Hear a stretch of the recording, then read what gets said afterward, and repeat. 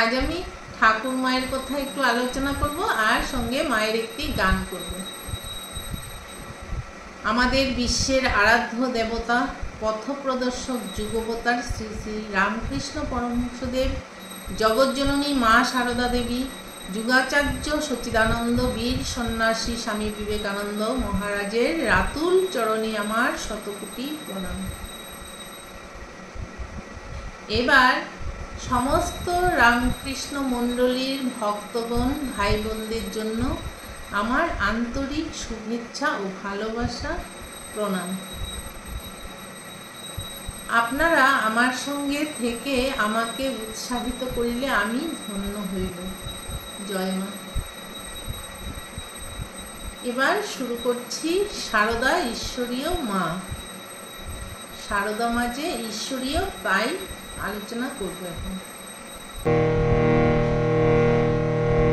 দেবীং প্রসন্নাং প্রণতাদিহংসি যোগীন্দ্র পূজাং যুগধর্মপাত্রীং তাং শারদাং ভক্তিবিজ্ঞানদাত্রীং দয়াস্বরূপাং প্রণমামি নিত্যং।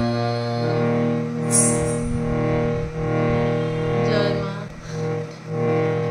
ঠাকুরের লীলা প্রসঙ্গে আছে, শ্রীমতী মাতা ঠাকুরুন একদিন এক সময় ঠাকুরকে পদসেবা করিতে করিতে জিজ্ঞাসা করিয়াছিলেন, ঠাকুর, আমাকে তোমার কি মনে হয়?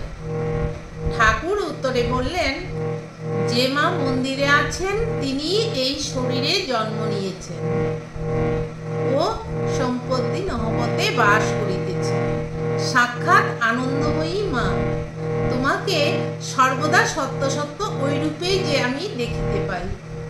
শ্রী শ্রী মা সারদা দেবীর জীবন গ্রন্থে জানা যায়, শ্রী শ্রী মার ঐশ্বরিক স্বরূপ লক্ষ্য করিয়া ঠাকুর খুব সহজভাবে বলিতেন, ও যে কি তাহা বলা বড় কঠিন। তবে ঠাকুরের বিভিন্ন সময়ের উক্তি পর্যালোচনা করিয়া স্পষ্ট বুঝিতে পারা যায় যে আত্মস্বরূপ গোপন করিয়া সেবাপরায়ণ সহধর্মিণী রূপে নিজেকে প্রকটিত করিয়াও শ্রীমার ঐশ্বরিক স্বরূপ ও শক্তি অলৌকিক দৃষ্টি সম্পন্ন ঠাকুরের চোখে কোনো কালেই আবৃত্তি ছিল না।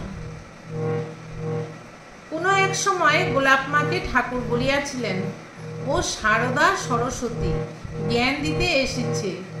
ভাগ্নে হৃদয়কেও বিশেষভাবে সাবধান করিয়া দিতেন, বলতেন, মার সঙ্গে ভালো করে ব্যবহার করবি, ভালো করে কথাবার্তা বলবি। ও রেগে গেলে আমি কিন্তু তোকে রক্ষা করতে পারবো না, ওকে রক্ষা করা বড় কঠিন হয়ে যাবে।